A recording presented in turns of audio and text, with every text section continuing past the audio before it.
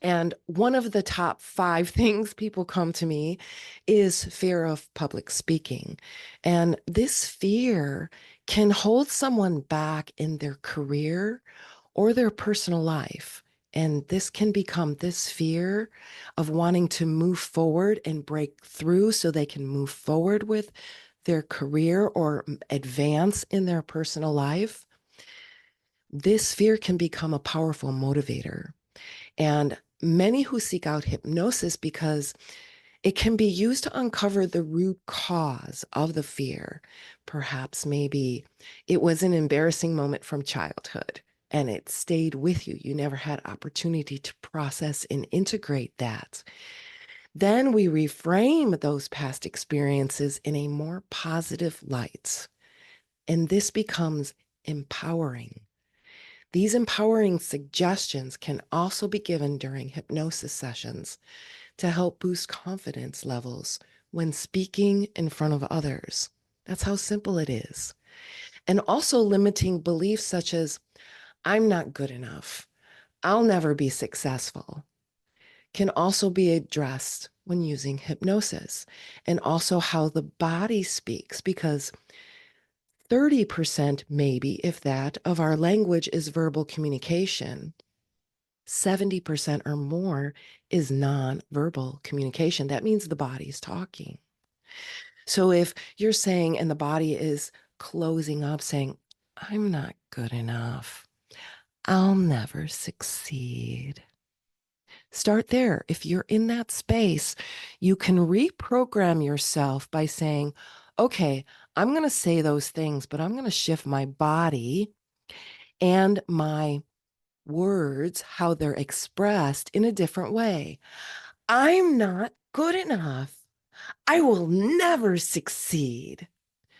Do you see how this shift in the nervous system?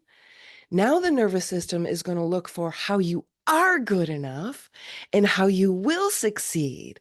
But in this position, the nervous system or the reticular activating system, if you're not seeing it, I'm closing myself off. I'm closing my shoulders, shortening my breathing, cutting off oxygen supply to the solar plexus and the stomach and the organs, closing myself off and saying, I'm not good enough. I will never succeed or be successful. So the nervous system is going to look for ways to make that true. This is your reticular activating system. And we activate this to use it for you, program it for you, instead of being used in ways like this unconsciously and being used against you unconsciously. And so by identifying these negative thought patterns and using these different hypnotic states, we can learn how to let go of these beliefs and reprogram them by replacing them with these powerful affirmations such as, I am capable. But if you don't believe it yet, if your nervous system doesn't believe it yet, then you put it in a position that says, I'm not capable. Add the word not, but the nervous system doesn't hear the word not. Do you see where I'm going? These tips are powerful if you're hearing them, because success will come easily. It does come easily when you shift. So start deconditioning your not self behaviors. You can use hypnosis.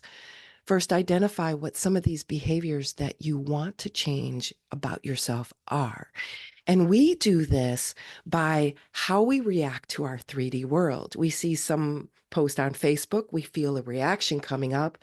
Instead of replying on Facebook, we work on this reaction. We have a 4-step process that activates a mechanism that is already within you.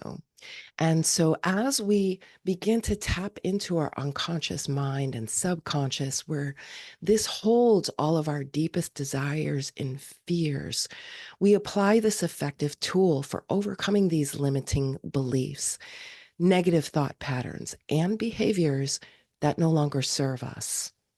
And so with hypnosis by design, you can take control of your life and design the reality you want. And so, aspiring realities designers, I know I talk with many of them, they often face these common obstacles, and these can hinder your progress toward achieving goals. And these obstacles can include self doubt, fear of failure, lack of clarity. That's a big one. I teach how to get clear in 6 areas of the manifestation wheel. And clarity and direction, and also how to implement what it is we learn. Because I've said this before, I'm going to say it again. As a 5-1, the researcher, I had to learn to stop learning and start applying and start implementing. So I suggest to you to stop going down the human design rabbit hole and start implementing just a few things according to your design. And with the right mindset and tools, these challenges can be redesigned and reprogrammed. And an effective way to stay motivated is by setting clear goals. And if we want to, we need to define what it is we want to achieve and then breaking it down into smaller, achievable steps.